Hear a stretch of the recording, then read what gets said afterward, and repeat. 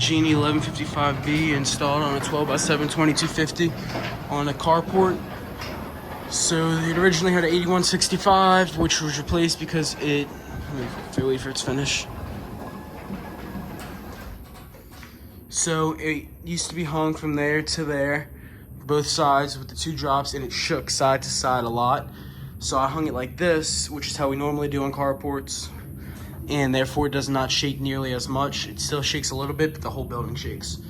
I had to redo all the back hangs because before it came all the way to here and it would shake a lot because the screws weren't all the way tightened.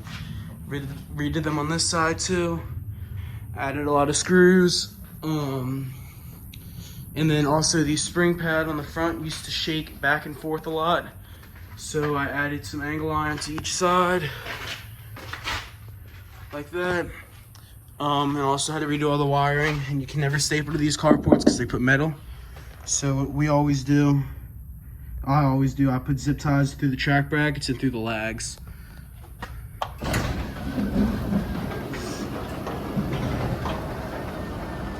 And I also added this 12-foot strut because the panel during the hurricane got blown in, but all four of them did a little bit, so they needed to be reinforced.